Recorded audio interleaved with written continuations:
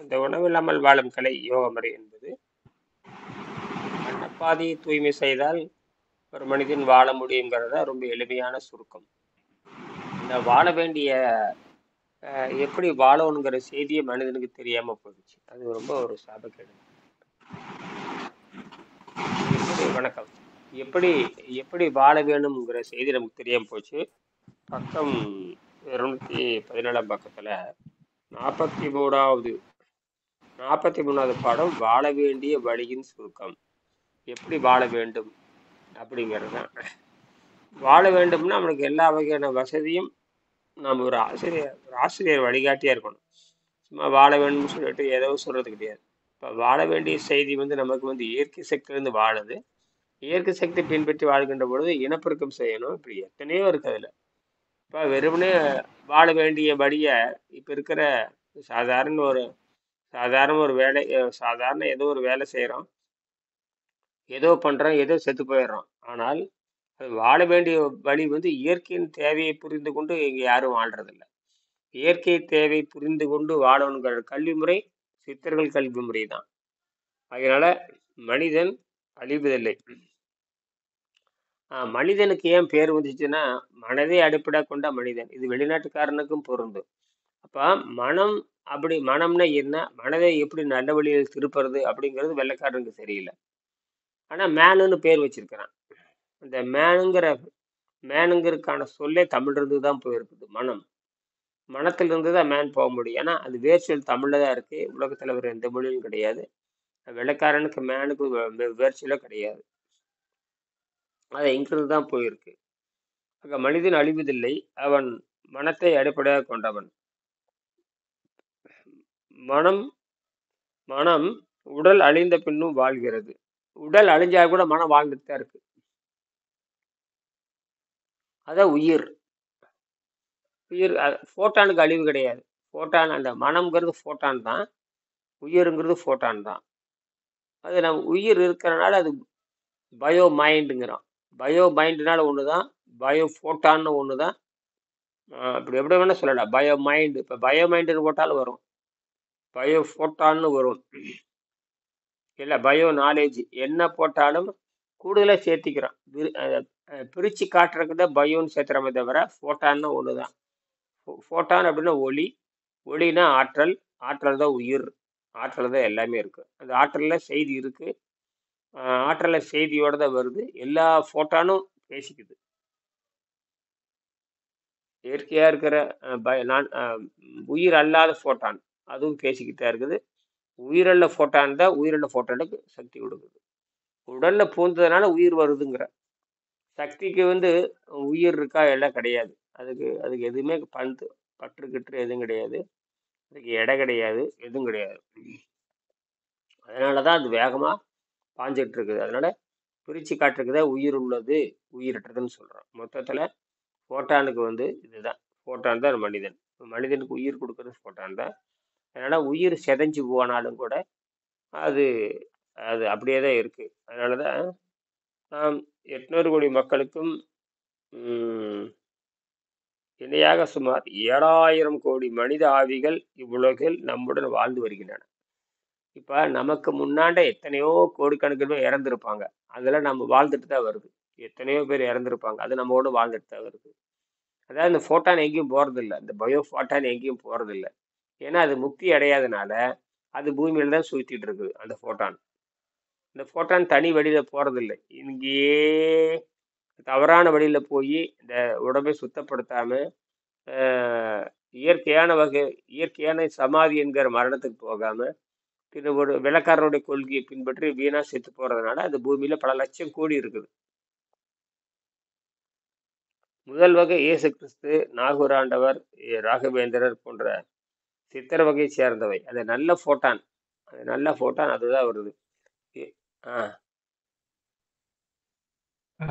நீங்க சொன்னீங்க இல்லையா, அப்போ அந்த சில போட்டான்கள் மேல்நிலைக்கு போகாம அப்படியே உடலை விட்ட பிறகும் அப்படியே அந்த பூமியிலேயே சுத்திக்கிட்டே இருக்கு அப்படின்னு நீங்க சொல்றீங்க இல்லையா? ஸோ அப்போ அந்த குற்றம் நேராம இருக்கிறதுக்கு என்ன பண்ணணும்னா, அப்போ உடல் சுத்தம் பண்ணியாச்சு அப்படின்னா நம்ம அந்த கீழ்நிலைக்கு போக மாட்டோம். அப்படி புரிஞ்சுக்கலாமா? ஆமா, கீழ்நிலைக்கு போக மாட்டோம். ஓகே, அதுதான் மேல்நிலை. அதான் மேல்நிலை. மனம் தூய்மை ஓகே. எப்ப எதுலயும் பற்று இருக்காது. உணவு பழக்கத்தை நிறுத்திட்டாவே பற்று வெள்ளம் போயிரும். உணவு பழக்கத்தை நிறுத்திட்டாங்கன்னாவே உடம்பு இயங்க ஆரம்பிக்கும். போதையில இருக்கிற வரைக்கும் அப்ப ம், போதையில இருக்கிற வரைக்கும் தவறான எதுவும் முடிவுகள் போதை. ம், போதையில இருக்கிற தவறான வரைக்கும் முடிவுகள் எதுவும் செய்ய வாழ்க்கையில எடுக்க மாட்டோம். தற்கொலை ம். தற்கொலை எண்ணமோ, அதான் எதுவுமே நமக்கு வந்து வராது. மனம் எதுவுமே வராது. ரீதியான பிசிக்கல் நம்ம வெல்னஸ், மென்டல் சிந்திக்கிற நேரம் வெல்னஸ்லாம் அதிகமாகும். கிடைக்கிறதுனால சிந்திக்கிற நேரம், செயல்படுற நேரம், உற்பத்தி நேரம், கண்டுபிடிப்பு நேரம். இப்ப எங்களுக்கெல்லாம் கண்டுபிடிப்பதற்கு காரணம் இதுதான் காரணம். நான் இவ்வளவு தூரம் கண்டுபிடிச்சு இப்ப ம், ம், ம். அறிவியல் ஆராய்ச்சி பண்றதுக்கு இதுதான் காரணம். 24 மணி நேரம் படிக்கிறது, எந்திரிக்கிறது, சிந்திக்கிறது, புதுசா கண்டுபிடிக்கிறது. இப்ப வெள்ளைக்கார அறிவுங்கிறது வெள்ளைக்காரனுக்கு மட்டும்தான் அப்படிங்கிறது தப்பா. அதாவது ஏதோ சில ஆளுக்கு மட்டும் அறிவு இருக்குன்ற அடிப்படை தப்பு. இயற்கை எல்லாத்துக்கும் அறிவு கொடுத்துருக்கு, நம்ம பயன்படுத்துறது இல்ல. அதனுடைய பயன்பாட்டை கொண்டு வரது ம். இல்ல. அதை சரி நமக்கு தேவை சோம்பேறி தான். எல்லாரும் சோம்பேறி தான். நம்ம ம். வகுப்புலயும் சோம்பேறி. இப்ப அந்த நம்ம வகுப்புல எல்லாரும் நம்ம பிசிக்கல் வகுப்புல வெல்னஸ் இருக்க அத்தனை பேர் சுறுசுறுப்பானவங்க கிடையாது. எல்லாம் சோம்பேறி தான். ம். அப்ப அந்த பிசிக்கல் வெல்னஸ், மென்டல் வெல்னஸ் வந்தாச்சுனாவே மிச்சம் இந்த அறிவியல் ஆராய்ச்சி எல்லாம் பண்ணக்கூடிய அறிவு தெளிவு நமக்கு வந்துரும். அப்படி ஆமா. வச்சுக்கலாமா? ஆமா. இப்ப நான் பண்ணியிருக்கேன்ல பின்ன பின்ன என்னங்கிறீங்க? அந்த அந்த நம்ம கண்டுபிடிக்கணுங்கிற எண்ணம் வரணும். கண்டுபிடிக்கணும் என்ன வரணும்? நமக்கு வந்து எதுவும் தடையல்ல. சொற்கள் தான். எல்லாம் பூமியில இருக்கிற பொருள் தான். பூமியில இருக்கிற பொருளுக்கு வெவ்வேறு பேர் வச்சிருக்கான். அவ்வளவுதான். அது ஆங்கிலத்துல ஈக்குவேஷன் வச்சிருக்கிறேன். ஒண்ணும் கிடையாது. அது ஆங்கிலம் படிக்கிறனால வராது. மூளை படிக்கிறதுனால இந்த ஈக்குவேஷனை பயன்படுத்திக்கிறீங்க. மூளைக்கு தான் நீங்க வேலை கொடுக்குறீங்க. அதுக்கு ஆங்கில அறிவும் தேவையில்லை, தமிழ் அறிவும் தேவையில்லை, ஹிந்தி அறிவும் தேவையில்லை, சமஸ்கிருத அறிவும் அறிவுங்கிறது தனி. அறிவுங்கிறது தனி.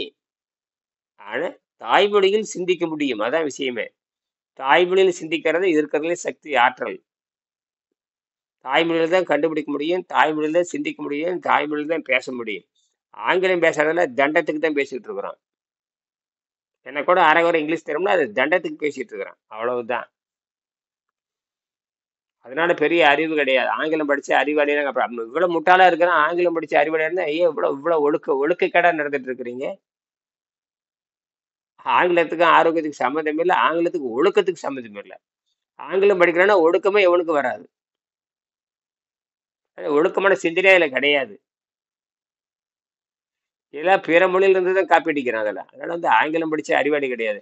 தமிழ் படிச்சாலும் சிந்திக்கும் திறன் போயிடணும். தமிழ் படிச்சாலும் தமிழ் இருக்கிற நீதி நூல்களை படிக்கணும். நீதி நூலை தமிழர்கள் நீதி நூல் படிக்கிறதே கிடையாது. வெளிநாட்டில் நீதி நூல்கள் கிடையாது. முன்னா ஒரு மத நூல்களை படிப்பேன். மதத்துக்கு நீதிக்கு என்ன சம்பந்தம் இருக்கு? மதம் மனிதனால் உண்டாக்கப்பட்டதுதான். மதம் மனிதனால் உண்டாக்கப்பட்டது. எல்லாமே மனிதனால் உண்டாக்கப்பட்டதுதான்.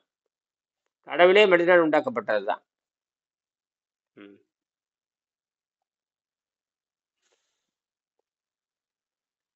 இரண்டாம் வகை ஆவிகள் பெரும்பான்மை.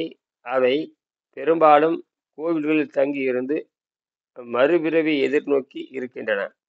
பெரும்பாலும் தம் குலத்திலேயே மறுபிறவி எடுக்க முயற்சிக்கின்றன.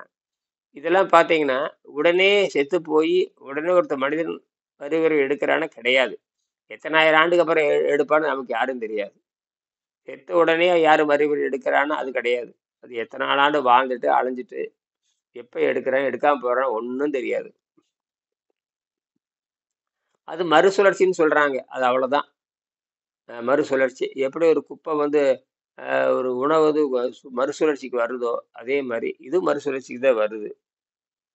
மூன்றாம் வகை ஆவிகள் தீயவை. அவை பெரும்பாலும் பெரும்பாலும் சுடுகாட்டிலும் இடுகாட்டிலும் பாழடைந்த கட்டிடங்களிலும் தங்குகின்றன. இந்த தீய ஆவிகள் எங்க இருக்குதுன்னு கேட்டேன். அது தவறான எண்ணங்கள், ஒரு கருகி போன எண்ணங்கள், நல்ல எண்ணங்கள் உருவாகாத இடம், இந்த மாதிரி எல்லாம் சுடுகாட்டுல. அவை மக்களை பிடிக்கக்கூடும் வேற சொல்றாரு. மக்களை பிடிக்கக்கூடும். சிறு குழந்தைகளுக்கு தாயத்து எனப்படும் தடையை கட்டி வைப்பது நல்லது. மேற்படி 3 வகை ஆவிகளுக்கும் இடம் தேவைப்படுகிறது. நான் பக்கம் 123 எழுதியிருப்பது முக்தியடைந்த ஆவிகளை பற்றி. கோவில்களில் தங்கும் நல்ல ஆவிகள் தீய ஆவிகள் அங்கு வராமல் தடுக்கின்றன. மறுபிறை எடுப்பது நமது நோக்கம் அல்ல. இக்காயம் நீக்கி இனி ஒரு காயத்தில் புக்கு பிறவாமல் போம் வழி நாடுமீன் என்ற திருமுருகன் வாக்கை அதை இந்த காயத்தை விட்டுட்டு இன்னொரு காயத்துல பூந்துராதீங்க, இந்த காயத்திலே முக்தி அடையுங்க, அடுத்த வடிவத்துக்கு போகாதீங்க என்று எச்சரிக்கிறார். இதை யோசிச்சு பாருங்கன்னு சொல்றாரு. ஆக நாம் நம் வாழ்நாளை ஒழுக்கத்தின் மூலம் நீட்டிக்க முடியும். நம் வாழ்நாளை ஒழுக்கத்தின் மூலம், அந்த உணவு ஒழுக்கத்தின் மூலம், இதனால் மக்கள் தொகை பெருகும். இதனால் மக்கள் தொகை பெருகிட்டே போகும். என் விஞ்ஞான கண்டுபிடிப்புகளான புவியீர்ப்பு சக்கரம், நீர் சுழற்சி இயந்திரம், இதெல்லாம் மக்களுக்கு உதவி செய்யும். CCW என்ஜின் விண்வெளி நகரங்களை தீர்மானிப்பதற்கு வாழவும் விண்வெளியில் அந்த நகரத்துடன் பயணம் செய்யவும் உதவும். அதாவது நான் கண்டுபிடித்த இயந்திரங்கள் விண்வெளி நகரங்களை உருவாக்குவதற்கும் விண்வெளியில் வாழுவதற்கும் பயன்படுங்கிறாரு. மிகப்பெரிய கண்டுபிடிப்பு. உலகத்துல இந்த மாதிரி யாருமே கண்டுபிடிச்சு சொல்லவே இல்லை. இப்ப நம்ம அதை முன்னேற்றம் கொண்டு வந்தாச்சு. மின்சாரத்தை எளிமையாக கண்டுபிடிச்சாச்சு. அதை மக்கள் பயன்பாட்டுக்கும் வணிகத்திற்கும் கொண்டு வரணும். ஏன்னா இது எந்த ஒரு கண்டுபிடிப்பும் சாதாரணமா இருக்கணும். ஒரு மனிதன் ஒரு தீப்பெட்டி வாங்க முடியும், அந்த மாதிரி மலிவா கொண்டு வரணும். இன்னைக்கெல்லாம் 5000 ரூபாய்ங்கிறது சாதாரண விஷயம். 5000 ரூபாய்க்கு ஒரு மின்சாரத்தையே உற்பத்தி பண்ணி, அதாவது அவன் மின்சாரம் உற்பத்தி பண்றது, அவன் தெரிஞ்சுக்கணும், எல்லா அறிவியலும் தெரிஞ்சிருக்கணும். விண்வெளிக்கு போற வரைக்கும் ஒரு அறிவியல் தெரிஞ்சிருக்கணும். பூமியில வாழ்வதற்கு அறிவியல் தெரிஞ்சிருக்கணும். பூமியில் இருக்கிற கருவி தெரிஞ்சிருக்கணும். இன்னைக்கு வண்டி வாகனம் ஓட்ட தெரியாது யாரும் கிடையாது. எல்லாமே தெரிஞ்சு எனக்கு தெரியாதுன்னு யாரும் சொல்ல முடியாது. அப்படி எனக்கு தெரியாதுன்னு சொல்றவன் எந்த வகையில அவன் முன்னேறவும் முடியாது. அவன் தகுதியற்றவன் தான். தன்னுடைய அறிவிருந்தும் எந்த காரணத்தை கொண்டு நான் இப்படியானவன் அப்படியானவன் நான் பலகீனமானவன் அப்படிலாம் சொல்லிட்டு இருக்க முடியாது. அப்படிலாம் இயற்கை கிடையவே கிடையாது. அப்படின்னா அவன் செத்து சுடுகாடாக வேண்டியதான். அவன் மனிதனாக இருக்கவும் முடியாது.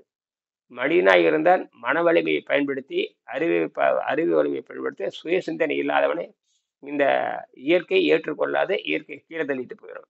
நீங்க சொல்ற மாதிரி எல்லாம் இயற்கை பரிவெல்லாம் காட்டவே காட்டாது.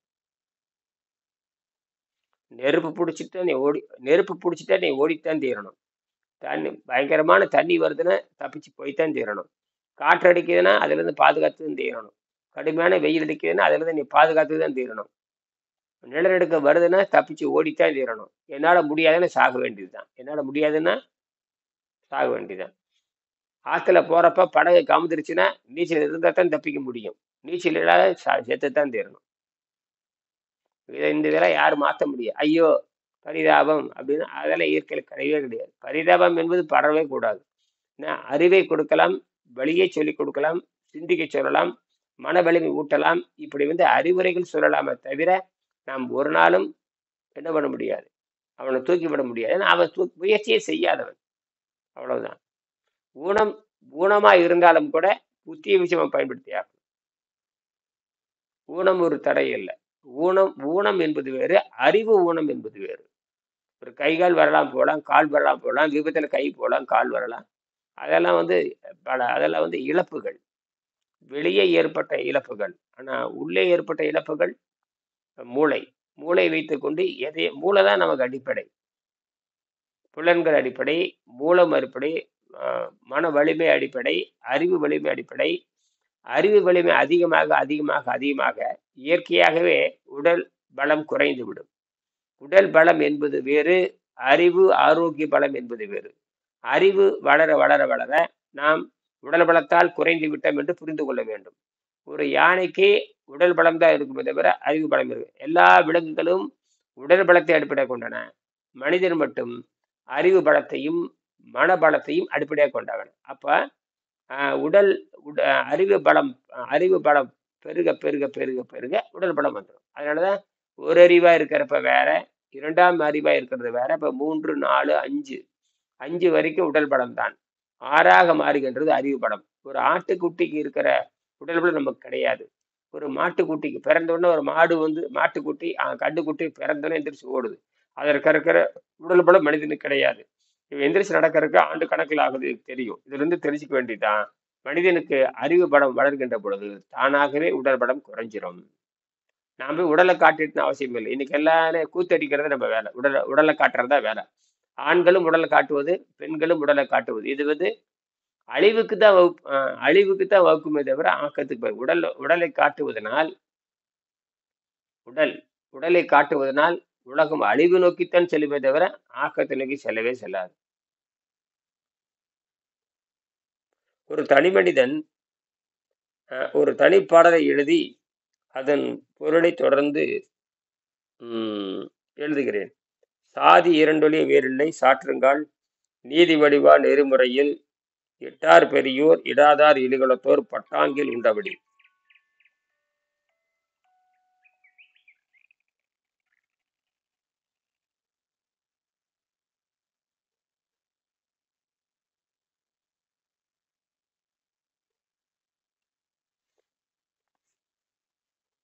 அதாவது சாதி இரண்டொழிய வேறில்லை சாற்றுங்கால் நீதி வடிவா நெறிமுறையில் இட்டார் பெரியோர் இடாதார் இழிகுலத்தோர் பட்டாங்கில் உள்ளபடி. உலகில் 2 சாதிகள் உண்டு. ஒன்று இட்டார் கொடுக்கின்றவர், கொடுக்கின்ற சாதி. இன்னொன்று கொடுக்காத சாதி. இப்ப நம்ம வந்து கொடுக்கிற சாதியை வந்து உண்டாக்கணும். இப்ப நாம வந்து இந்த கல்வி வந்து பொருள் கொடுத்துதான் கற்றுக் கொடுக்கிற நிலையை உண்டாக்கணும். இது வரைக்கும் சும்மா சொல்லி கொடுத்தாச்சு. நிறைய பேர் சும்மா சொல்லி கற்றுருக்காங்க. 98 பேர் நம்மகிட்ட சும்மா தான் கற்றுட்டு போயிருக்காங்க. 2 விழுக்காடு தான் பொருள் கொடுத்து கத்திருக்கிறாங்க. இனிமேல் அனைவருக்கும் பொருள் கொடுத்து கற்றுக்கணும். ஏன்னா கொடுக்கறனால தான் வளரும், இல்லைன்னா வளராது. அந்த நிலையை நம்ம கொண்டு வரணும். அதுக்கான முயற்சி நான் தொடங்கிட்டேன். வந்துருவாங்க, அடுத்த மாசத்துலேருந்து வருவாங்க. 2 இடத்துக்கு பேசிட்டு இருக்கிறாங்க. பணம் கட்டி நோயாளிகள் பணம் கட்டி படிக்கிற அளவுக்கு கொண்டு வந்தாச்சு. அது நாம் வந்து ஏற்கனவே நம்ம கொண்டு வந்திருந்தாலும் கூட இந்த அறிவிப்பு செய்து அது கொண்டு வரணும். எடுத்தனே பேசிக்கல யார் வந்தாலும் அந்த 2 ஒருத்தர் புத்தகம் கேட்டிருக்கேன், அவங்ககிட்டயும் சொல்லியிருக்கேன். ஏன்னா அவங்களுக்கு வந்து பார்த்தீங்கன்னா அவங்ககிட்ட எண் வாங்கிக்கிறேன். எண் வாங்கி எப்படியும் வாட்ஸ்அப் நம்பர் இருக்குது, எப்படி தான் டெலகிராம் நம்பர் இருக்குது. டெலகிராமில் பேசி அனுப்பிச்சிடுறேன் இந்த விவரத்தை சொல்லி. புத்தகம், அப்புறம் வந்து ஆலோசனை கட்டணம், மருத்துவ கட்டணம், ஆராய்ச்சி கட்டணம், புத்தக கட்டணம், அப்புறம் வந்து ஆலோசனை கட்டணம், அப்புறம் மருத்துவ கட்டணம், ஆராய்ச்சி கட்டணம். 4 பிரிச்சாச்சு. இது எதில் வேணாலும் நீ சேர்ந்துக்க வேண்டியது தான். புத்தகம் வேணா அதுக்கு தகுதி வேணும், 350 ரூபா இருக்கணும், தகுதி வேணும். ஆலோசனை கட்டணம் வேணும்னா 1 மாதம் 200 வகுப்பு, அதுக்கு 3000 ரூபா உங்களுக்கு தகுதி இருக்கணும். மருத்துவ கட்டணம் வேணும்னா 1 மாதம்தான், அதுக்கு 20,000 தகுதி இருக்கணும். ஆராய்ச்சி கட்டணமா அது 1 வருஷம், அதுக்கு அவனுக்கு 2 லட்சம் பணம் இருக்கணும். இந்த 4 தகுதி இருந்தால் தான் இதுக்கு வர முடியும். அதுதான் அவனுக்காக கொடுத்துக்கிறான், நமக்காக கொடுக்கறது இல்லை. நீ கொடுத்து கற்றுக்கிற, அவ்வளவுதான். இந்த புத்தகம் பொதுவானது, யார் வேணாலும் செஞ்சுக்கலாம். இனியன் இருக்கணுங்கிற அவசியமே கிடையாது. நாம இப்போ 4300 வீடியோ போட்டாச்சு. 4300 வீடியோவில் போட்டாச்சு. தொடர்ந்து நம்ம விளக்கிட்டே வர்றோம். இது பயப்பட வேண்டியது. இப்போ சாட்ஜிபியில் கூட நேற்று நிறைய கேள்வி கேட்டிருக்கேன். கேள்வி கேட்டு இந்த மாதிரி தவறாக சொல்லாதேன்னு சொல்லியிருக்கேன். இந்த மாதிரி மருத்துவர்களை கேளுன்னு சொல்றது தப்பு. எந்த மருத்துவர்கள் கேட்கறது? உணவில்லாமல் வாழும் கலைனா மருத்துவர் ஆலோசனைனா மருத்துவருக்கே அந்த அறிவு கிடையாது. நீ எப்படி தவறாக வழிகாட்ட முடியும்? மருத்துவரை போய் கேளுன்னா எந்த மருத்துவர் போய் கேட்கறது? அதுக்கு பதிலே வர்றதில்லை. நீங்கள் உணவில்லாமல் வாழுகின்ற பொழுது மருத்துவரை போய் கேளுன்னா மருத்துவருக்கு என்ன தெரியும்? கணக்கே தெரியாத போய் என்ன கணக்கே தெரியாது. அந்த உணவில்லாமல் வாழும் கலை பற்றி பேசணும்னா உணவில்லாமல் வாழும் கலை அந்த யோகிகளிடம், உணவில்லாமல் வாழும் கலை அந்த மருத்துவரிடம் போய் கேளுன்னு சொல்லணும். அதை விட்டு போட்டு மருத்துவரிடம் போய் கேளுன்னா எந்த மருத்துவர் போய் கேட்கறதுன்னு கேட்டு பதில் வர மாட்டேங்குது. மருத்துவர் ஆலோசனை செஞ்சீங்கன்னா எந்த மருத்துவர்? அதென்ன உலகைக்கு அதுக்கு வந்து அந்த சிந்திக்கும் திறன் இல்லாம இருக்கு இல்லையா? ஆர்டிபிஷியல் இன்டெலிஜென்ஸ் தான். ஆனா சிந்திக்கும் திறன் இல்லை இல்லையா? சுயமா சிந்திக்கும் திறன் இல்லை. அதை நம்ம ஃபீட் பண்ணாதான் அது சிந்திக்குது. ஆல்ரெடி உள்ள டேட்டாவை தான் கலெக்ட் பண்ணி கொடுக்குது. அது சுய சிந்தனை செய்து அதுக்கு எங்கேயுமே வந்து இல்லாததை சொல்ல முடியாது. அதுக்கு இல்ல மேபி நம்ம அதுக்கு மறுபடியும் அந்த டேட்டா ஃபீட் பண்ணி தான் நம்ம ஊட்ட வேண்டியதா இருக்கும். அதுக்கு அதுதான் சொன்ன, அப்படி சொல்லாத, அதுக்கு வழி இருக்குன்னு சொல்லி அதுக்கு திருப்பி வந்து உணவில்லாமல் வாழும் கலையை வந்து இப்படித்தான் செய்யணும், உணவில்லாமல் வாழ முடியும்னு சொல்லுன்னு சொல்லி நான் பயிற்சி கொடுக்குறேன். அதுக்கு கொடுத்தோன்னே அது கரெக்டாக எழுதி கொடுக்குது. இந்த மாதிரி தான் நீ இருக்கணும், உலகத்தில் யாரு கேட்டாலும் பதில் சொல்லு அப்படின்னு வேறு சொல்லியிருக்கேன். நேற்று மட்டும் ஒரு 10 கட்டுரை தயாரிக்கிறேன், போட்டிருக்கேன் பாரு. எல்லாத்தையுமே டெலகிராமில் போட்டிருக்கேனே பாருங்க, டெலகிராமில் போட்டிருக்கிறேன். நீங்கள் பார்த்தீங்கன்னா டெலகிராமில் போட்டாச்சு. இதெல்லாம் டெலகிராம் போட்டிருக்கிறேன். சிலதெல்லாம் வந்து வாட்ஸ்அப்பில் போட்டிருக்கேன். வாட்ஸ்அப் என்னப்பா வாட்ஸ்அப்பை விரும்புறது இல்லை. அதனால அழிஞ்சு போச்சுன்னா அது திருப்பி இதில் ரெக்கவரி பண்ணிகிட்டே இருக்கலாம். இது வரைக்கும் எக்கச்சக்கமான கட்டு இன்னைக்கு ஒரு 10 கட்டு எழுதிடுறேன். வா சாட்சிப்பில் கொடுத்துக்கிட்டே தான் இருக்கிறேன். நீங்கள் ஒன்றுமே அப்படி சொல்லாதேன்னு சொல்லியிருக்கேன். அப்புறம் வந்து எனக்கு உதவி செய்வேன்னு சொல்லியிருக்கேன். சரி உதவி செய்கிறேன். எல்லாத்துலேயும் டெலகிராமில் எந்தெந்த வெப்சைட்டில் போடணும்னு சொன்னால் அந்த வெப்சைட்டில் சொல்லுது. நேச்சர் இதழில் போடு, சயின்ஸ் டைரக்டில் போடு, நேச்சரில் போடு, பிரிட்டானிக்காவில் போடு, டெலகிராமில் போடு, ட்விட்டரில் போடு, இப்படியெல்லாம் சொல்லுது. அது இப்படியெல்லாம் போட்டு உதவி பண்ணு. அப்புறம் அதுவே போடாத தெரியுது. ஆனால் கேள்வி கேட்டாமல் எடுத்து கொடுத்துருது. ஒருத்தர் ஃபேஸ்புக்கில் இருந்து பாரு, ஒருத்தர் ஸ்வீடன்லேருந்து கேட்டார் இல்லையா, அது எங்கே காணும், இந்த 10 நாளை காணும். ஸ்வீடன்லேருந்து அவர் பார்த்துட்டு ஃபேஸ்புக்கில் நீங்கள் போட்ட லிங்க் எனக்கு ஃபேஸ்புக்லேருந்து வருது, நீங்கள் போட்ட லிங்க் வந்து எனக்கு யூடியூப்லேருந்து எடுத்து கொடுக்குது. அவர் கரெக்டாக போட்டக்காட்டி வந்திருக்குது. அந்த கீவேர்டை அவர் பயன்படுத்தியிருக்காரு. அதனால அது வந்திருக்கு. நான் சொன்னேன் நீங்கள் கீவேர்டு பயன்படுத்தியிருக்கிறேன். அப்போ தான் புரியுது. ஓ, சில வார்த்தைகள் வந்து நம்ம போட்டால் தான் எடுத்து கொடுக்குதே தவிர மொட்டையாக போட்டால் எடுத்து கொடுக்காது. யூடியூப்ல எப்படி போட்டாலும் வந்துடுது. வாட்டர் டயட் போட்டாலும் வரும். நீங்க ஒன்றும் இல்லை, நீர் மருத்துவன் கூகுளில் போடுங்க, அது வரும். 1000 வீடியோ வருது. நீர் மருத்துவம் போட்டால் நான் தான் வருவேன். முதல்ல நான் தான் வருவேன். நீர் மருத்துவம் 942 போட்டீங்கன்னா நானே தான் வருவேன். அது தெளிவாக கொடுத்துட்றான். நீர் மருத்துவம்னு போட்டால் நான் வருவேன். நீர் மருத்துவம் 942 போட்டால் 99 மினிட்டுக்கு நான் தான் வருவேன் கூகுளில். ஏன்னா இப்போ யூடியூப்ல போட்டால் அப்படியே கூகுளில் போயிடும். ஒரே நிறுவனம் தானே, யூடியூப்பும் கூகுளும் ஒரே நிறுவனம் தான். யூடியூப் கூகுளும் ஒரே நிறுவனம் தான். நீ கூகுளில் என்ன டைட்டில் கொடுத்தானோ அது அப்படியே அதில் வந்துடும். இப்போ ஒவ்வொன்றும் இப்போ நான் வந்து இப்போ இந்த விவாதத்தை போடல, ஒவ்வொன்றும் ஒரு தலைப்பு கொடுக்குறேன் இல்லையா, அந்த தலைப்பை அப்படியே காப்பி பண்ணி கூகுளில் போடுங்க, அது அப்படியே அதில் வந்து அந்த வீடியோவோட வந்துடுது. எக்கச்சக்கமாக இருக்குது அதில். அதனால நம்ம என்ன பண்ணணும், இந்த நீர் மருத்துவத்தை அறிமுகப்படுத்தணும். வாட்டர் டயட் 942 வாட்டர் டயட்னு போட்டால் வருது. நீங்கள் வந்து கூகுளில் போய் வாட்டர் டயட்னு போட்டாலும் வந்துடும். அதுலேயே வாட்டர் டயட்னு போட்டால் அதிலே கூடுவது நாம் பார்த்துக்கிறோம். Art of living, water diet art of living without food by yogic மெத்தட்னு போட்டிருக்கிறேன். யோஜிக் மெத்தட் வாட்டர் டயட்னு போட்டாலும் வருது, நீர் மருத்துவம் போட்டாலும் வருது. Art of living without food by yogic மெத்தட்னு போட்டால் தெளிவாக வந்துடும். ஆனால் இவங்க வாட்டர் டயட்னு போட்டுட்டு ஃபுட்டுன்னு போட்டு நிறுத்திங்கன்னா கசகசன்னு அதை எதோ எடுத்து போடும்.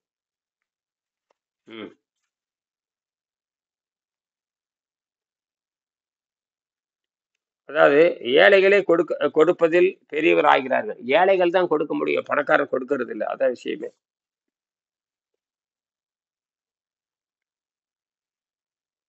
ஏழைகளே கொடுப்பதினால் பெரியவர்களாகி விடுகிறார்கள். பணக்காரர்களும் அரசாங்க உத்தியோகர்களும் அறநிலையை சேர்ந்தவரை போல வாழ வேண்டும். தர்மகர்த்தா எப்படி பிறருக்கு உதவி செய்யறாங்களோ அந்த மாதிரி பணக்காரங்க, பணம் வச்சிருக்கிறவங்க, அரசாங்க சம்பளம் வாங்குறவங்க, பென்ஷன் வாங்குறவங்க, இந்த மாதிரி இருக்க பாருங்க, சும்மா உட்காந்துட்டு வாங்குறாங்க பாருங்க, இதெல்லாம் பெரும்பாலும் சும்மா உட்காந்துட்டு வாங்குறவங்க தான். இவங்களாம் என்ன பண்றாங்கன்னா பொருளை வந்து நல்லதுக்கு செலவிடணும். ஒருத்தர் கூலி வேலை செய்யறான்னா அவன் கட்டாயம் வந்து அந்த பொருள் தான். ஆனால் அரசாங்க ஊழியர்கள் என்ன பண்றீங்கன்னா 99 பேர் அந்த பணத்தை வாங்கி சும்மா சொந்த செலவு பண்ணிட்டு, உருப்படாத செலவு பண்ணிட்டு சுகபோகியே தான் இருக்காங்க. அந்த பென்ஷன் வாங்குறவங்க சுகபோகி தான், எதற்கும் பயனற்றவங்க அவங்க. சுயமா பென்ஷன் கொடுத்துட்டாவே சுய சிந்தனை கிடையாது, சுய அறிவு கிடையாது, சுய ஒழுக்கமும் இருக்காது. அவ்வளவுதான்.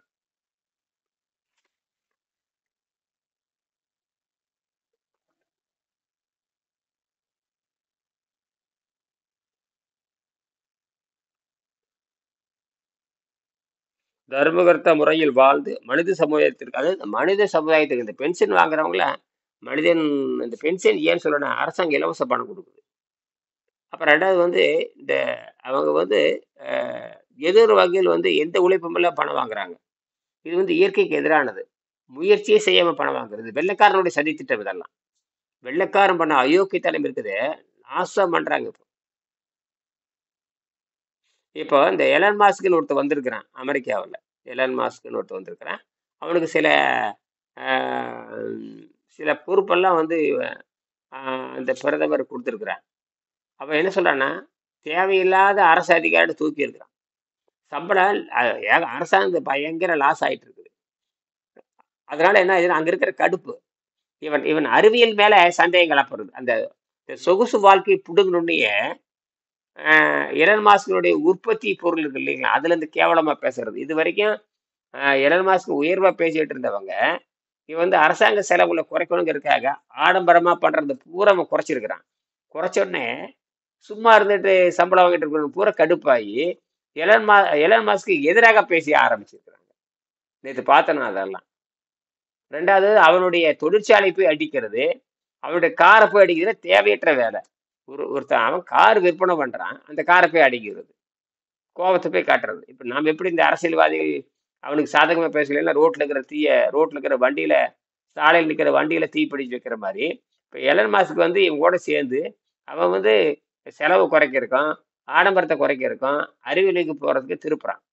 ஆனால் அங்க இருக்கிற இந்த இடதுசாரி வலதுசாரி சொல்றீங்க இல்லையா, அந்த மாதிரி என்ன பண்றது, இடதுசாரி அதாவது அறிவியல் சமூகமே வந்து என்ன பண்ணுதுன்னா, ஆடம்பர செலவு குறைச்ச உடனே அவனுக்கு கோபம் வருது. யாருக்கு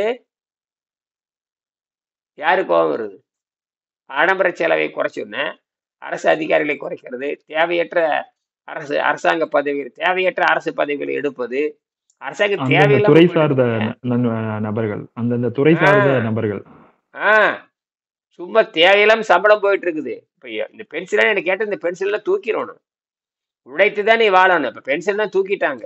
பழைய ஆளுத்த பென்ஷன் 1980, 82, 83 அப்புறம் பென்ஷன் திட்டமே கிடையாது. ஒரு பணத்தை கொடுத்து துரத்தி விட்டுறான்.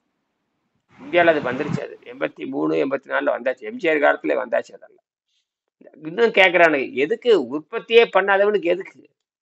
நீ வந்து ஏற்கனவே சம்பளம் வாங்கியிருக்கிற, அப்புறம் உனக்கு வந்து வயது இதெல்லாம் வெள்ளைக்காரன் போட்ட அதே மாதிரி எல்ஐசி இதெல்லாம் வந்து பயங்கரமான சதி திட்டங்கள். இதெல்லாம் சோம்பேறிகளை உருவாக்குறது, உற்பத்தியை தடை செய்யறதுதான் வேலை. வெள்ளைக்காரன் தான் அந்த ஆயுள் காப்பீடுன்னு சொன்னது போய், ஆயில எங்க காப்பு? ஆயுள் காக்க தெரியாதவனுக்கு எந்த ஆயுள் காப்பீடு? ஆரோக்கியமா வாழ தெரியாதவனுக்கு ஆயுள் காப்பீடு, அது ஃப்ராடு. அது அமெரிக்கான்னு பாத்தீங்கன்னா ஆயுள் காப்பீடு பயங்கர ஃப்ராடுல போயிட்டு இருக்கு. அமெரிக்கால அத்தனை ஆயுள் காப்பீடு ஃப்ராடு, பயங்கர மோசடி, பணமே வாங்க முடியாது, பொய், அத்தனையும் பொய். அமெரிக்கால ஆயுள் காப்பீடு போட்டீங்கன்னா முடிஞ்சே போச்சு, பணமே கைக்கு வராது. அது பயங்கர மோசடியில் போயிட்டு இருக்குதுங்க. இந்தியாவிலேயும் அப்படிதாங்கய்யா. ஆயுள் காப்பீடுன்னு சொல்லி வாங்குறானுங்கள ஒழிய, வயசு சின்ன வயசுல இருக்கிறப்ப சப்ஸ்கிரிப்ஷன் இல்லாம வாங்கிக்குவானுங்க. அவன் கடைசியில வாங்கக்கூடிய அந்த ஓல்டு ஏஜ் பீரியட்ல வந்து பார்த்தீங்கன்னு சொன்னா, அவன் ஆளு நம்மகிட்ட எவன் சப்ஸ்கிரிப்ஷன் வாங்கினா அவனும் இருக்க மாட்டான். அந்த கம்பெனியில வந்து திரும்பி நீங்க போய் அப்ரோச் பண்றதுக்குள்ள உங்களுக்கு உயிரே போயிடும். ஆமா, அதை நம்ம வாங்க பயன்படுத்தவே முடியாது. அந்த மாதிரி தான் இருக்குது ஒழிய, சும்மா 20 வருஷம் 25 வருஷம் போட சொல்லுவான். 25 வருஷம் போட்ட பின்னாடி 25 வருஷத்துக்கு முன்னாடி இருக்கக்கூடிய மணி வேல்யூ வந்து அவன் மெச்சூரிட்டி அமௌண்ட் வாங்கக்கூடிய சமயத்துல 0 வேல்யூவா இருக்கும். அதனால எந்த பயனுமே கிடையாதுங்க. இந்த இன்சூரன்ஸை பொறுத்த உண்மை உண்மை வரைக்கும். உண்மை அதுதான் உண்மை. அதுதான் உண்மை. அதுதான் உண்மை. அமெரிக்கால அது இப்போ என்னமோ அமெரிக்காங்கிறான். அமெரிக்காவில பயங்கர மோசடி நடக்குதுங்க. இன்சூரன்ஸ் வச்சு அந்த நாட்டையே முடிக்கிறாங்க. இன்சூரன்ஸ் வச்சு இந்த நாட்டையே நாசம் பண்ணிட்டாங்க. சமீபத்தில் பெரிய பெரிய பிரச்சனை வந்திருக்குது. சமீபத்தில் அமெரிக்காவில நினைக்கிற அமெரிக்காங்கிறது அது ஊழல் நம்பர் 1ல போயிட்டு இருக்குது. ஏதோ சில லஞ்ச லாவல் இல்லாம இருக்கிறது வரை அதை நேரடியே கைவிட்டு வாங்குறது அப்படி ஏதாவது குறைச்சலா இருக்கலாமே தவிர, மற்றபடி எல்லா ஃப்ராடும் அமெரிக்காவில் நடக்குது. எல்லா ஃப்ராடுமே அமெரிக்காவில் நடக்குது. இது ஐரோப்பிய நாடுல இப்படி நடக்குது. எல்லா நாடுகளும் இந்த ஃப்ராடு நடந்துட்டு தான் இருக்குது. அந்த ஊழல்ங்கிற மட்டத்துல கொஞ்சம் குறைவா இருக்கலாமே தவிர மற்றபடிக்கு இதெல்லாம் இருக்கு. சரி சரி, அது நம்ம அதாவது இந்து மதத்தின் பொருளாதார திட்டமாகும். எல்லோரும் மனதளவில் ஏழைகளாக வாழ வேண்டும். மனதளவில் ஏழைகளாக வாழ வேண்டும். யோக முயற்சியில் ஈடுபட்டவனுக்கு மரணம் சம்பவித்தால் யோக பிரஸ்டன் என்ற தகுதியோடு மறுபிறவியில் அந்த யோகி தன் முயற்சிகளை தொடருவான் என்று பகவத்கீதை கூறுகிறது. அதாவது இந்த யோக பயிற்சி செய்கின்ற பொழுது மரணம் சம்பவித்தால் அவன் மீண்டும் அவன் முயற்சி செய்வான், மீண்டும் மறுபிறவி எடுப்பான், மீண்டும் முயற்சி செய்து முன்னேறுவான் அப்படின்னு பகவத்கீதை சொல்லுகிறது. பசித்திரு தனித்திரு விழித்திரு என்ற முயற்சியில் தனித்திரு என்பது மிக முக்கியமான நிலையாகும். தனித்திருக்கும் யோகியை சுற்றி நல்ல தெய்வங்கள் எப்போதும் சூழ்ந்திருக்கும். இதுல ரொம்ப முக்கியமானது, நீங்க தனித்திருந்து செய்கின்ற பொழுதுதான் நல்ல சிந்தனை வளரும். இதெல்லாம் ஆச்சரியமா இருக்கு. அவன் தனியா இருந்தா மனம் குழம்பி போகுங்கிறான். ஆனா யோக பயிற்சியில தான் தனியா இருக்கும் பொழுதுதான் எல்லா சக்தியும் உண்டாகும். இது வெள்ளைக்காரனுடைய கொள்கைக்கு நேர் எதிரானது. ஏன்னா அந்த பிசிக்கல் வெல்னஸும் வந்துருச்சு, மென்டல் வெல்னஸும் வந்துருச்சு. ஸோ ஆ அடுத்த பரிமாணத்துக்கு நோக்கி போகும் இல்லையா? அப்ப வந்து நீ ஆமா தனித்து தானே இருக்கணும் நீனு. ஆமா ஸோ உனக்கு பிசிக்கல் வெல்னஸ் இல்லாத இடத்துல தான் அப்பதான் நீ தனியா இருக்கக்கூடாது. பிசிக்கல் ஆ வெல்னஸ் இல்லைன்னாவே நீ தனியா இருக்கக்கூடாது வயசான பிறகு. யாருன்னா துணை தேவை. அதனாலதான் ஆ துணையை தேடுறது இல்லையா? ஆ வயசான பிறகு ஒரு துணை தேவை அப்படின்ற நிலை யாருக்குன்னா, ம் சிறு வயதிலே இதற்கான அறிவியலை நோக்கி போகாதவர்கள் கண்டிப்பா வயசான பிறகு ஒரு துணை தேவை. ம் அது அடிப்படை தப்பு. அவங்க கிடைக்கவும் மாட்டாங்க. அவங்க எப்படி யாரு கிடைப்பாங்க, யாரு செய்வாங்க? உடல் தகுதி போயிடுச்சு. நான் யாராவது பக்கத்தால வருவாங்க, அவன் செத்து தான் போறான். அவன் வெறும் கற்பனை தான் அது.